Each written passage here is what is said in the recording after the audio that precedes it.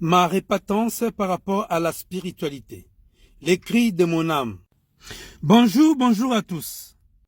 Avant d'aller à profondeur de cette vidéo, je vous invite à lire avec moi ces deux passages bibliques. Matthieu 12, 36 à 37. Je vous l'ai dit, au jour du jugement, les hommes rendront compte de toutes paroles vaines qu'ils auront proférées. Car par tes paroles tu seras justifié et par tes paroles tu seras condamné. Donc le Seigneur Jésus-Christ dit que les jours du jugement, les hommes vont rendre compte de toutes paroles vaines qui auront sorti de leur bouche. Voici pourquoi il faut se repentir sans honte, pour ne pas tomber dans le jugement de Dieu. Le deuxième verset, Jacques chapitre 3, verset 1 à 2. Mes frères, qu'il n'y ait pas parmi vous un grand nombre de personnes qui se mettent à enseigner, car savez-vous que nous serons jugés plus sévèrement. Verset 2. Nous bronchons tous de plusieurs manières. Si quelqu'un ne bronche point en parole, c'est un homme parfait, capable de tenir tout son corps en bride. Mais les hommes parfaits, je n'en connais qu'un seul, le Seigneur Jésus-Christ. Donc la Bible déclare que ceux qui enseignent la parole de Dieu seront sévèrement jugés. Voici pourquoi je préfère me repentir si je me souviens ou je me vois tomber à cause de la parole qui est sortie de ma bouche. Voici ma confession. Il y a quelques jours, j'avais publié une série de vidéos intitulée « La spiritualité du serpent au Vatican » avec ces miniatures qui est sortie devant vous. Vous allez les trouver dans notre chaîne YouTube ou TikTok ou partout. Aux intros de ces vidéos, j'avais dit une chose que je ne devais pas dire. Je préfère vous mettre l'extrait pour que vous puissiez vous en rendre compte. Nous entrons ici en profondeur. Genèse chapitre 3, verset 1 jusqu'au verset 24. Mais nous allons seulement lire des versets que nous allons utiliser. Le verset 7, très important. Les yeux de l'un et de l'autre s'ouvrirent. Une question à poser pour la bonne compréhension. Avant de manger les fruits, ils étaient aveugles? Ils n'étaient pas aveugles, ils avaient des yeux et ils voyaient. Mais la Bible dit, lorsqu'ils ont mangé les fruits, les yeux au pluriel de l'un et de l'autre s'ouvrirent. Oui, nous parlons ici du troisième œil, mais il n'y en a pas seulement un, il y en a au total 7. Comme vous êtes en train de voir dans cette image. Premièrement, je ne devais pas dire qu'il y a 7 yeux, car la Bible ne nous dit pas qu'il y avait 7 yeux qui étaient ouverts à Adam et Ève. Pardonnez-moi premièrement par rapport à ça. La Bible dit tout simplement que les yeux de l'un et de l'autre s'ouvrirent.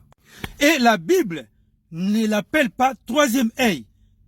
Alors, par contre, je voulais montrer que les troisième œil dans la spiritualité et des faux pasteurs et des faux prophètes utilisent aujourd'hui dans des églises, c'est du péché.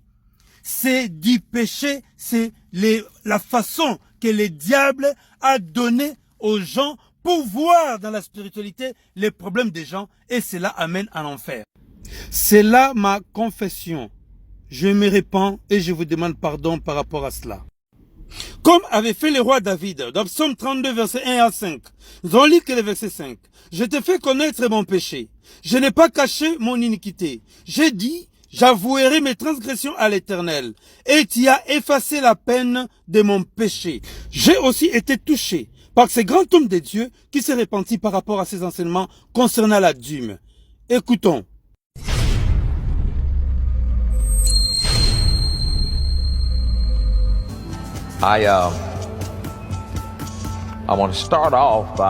Je vais commencer par vous dire que je continue de grandir.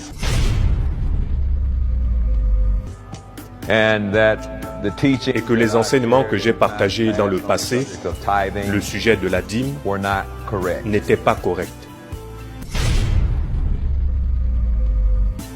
And today I stand in humility. Aujourd'hui, je me tiens humblement debout pour corriger certaines choses que j'ai enseignées pendant des années et auquel j'ai cru pendant des années, mais que je n'ai jamais pu comprendre clairement parce que je n'avais pas encore été confronté à l'évangile de la grâce qui a fait la différence. Franchement, j'ai toujours été touché par le comportement d'un autre homme de Dieu, le jeune prophète, qui était déjà pasteur prophète depuis plusieurs années, mais il s'est retrouvé initié dans la magie et pratiqué la Kabbale. Son titre de son témoignage est « Horrible, j'étais pasteur et magicien en même temps ». Écoutons, s'il vous plaît, sa répétence. Mon nom c'est Massessé Bolam Placide. Je suis congolais de la République démocratique du Congo, mais j'ai été plongé dans cette pratique fétichiste du judaïsme qu'on appelle la Kabbale. Je pense qu'au cours de cette émission, je serai en mesure de pouvoir vous expliquer c'est quoi la Kabbale.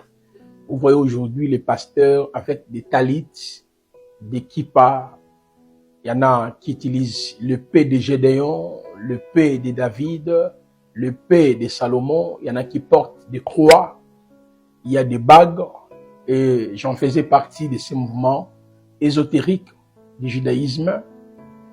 Si je peux aller plus loin, peut-être que nous allons revenir par rapport à cela tout au long de cette émission.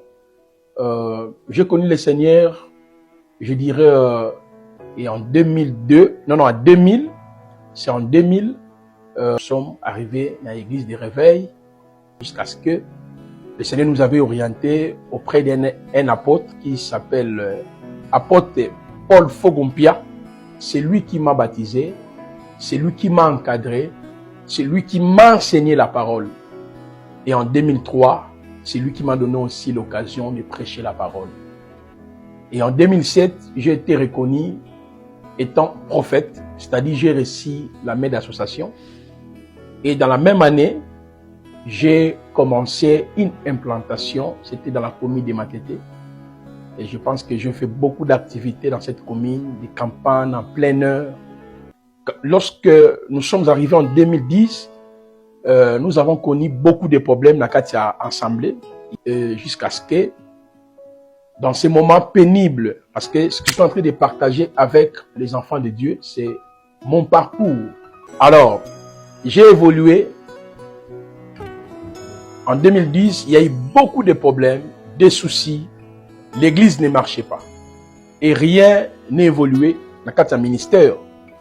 Mais comme dans la vie, j'avais contacté l'un de mes aînés de la foi pour l'expliquer et jusqu'à ce que il m'avait dit mais je vais justement t'aider à être stable dans ton ministère.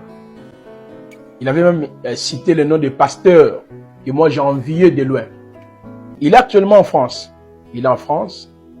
Bon, pour ne pas dire escroc, c'est un faux pasteur en réalité. Les gens qui se cachent derrière la Bible, mais dans le but de falsifier la parole et d'entraîner des gens dans la idolâtrie. Alors, quand il m'a proposé qu'il y a un organisme juif qui aide le pasteur, les joueurs, les hommes politiques, il dit, toi, au début, tu auras 100 000. Et je partageais maintenant la situation.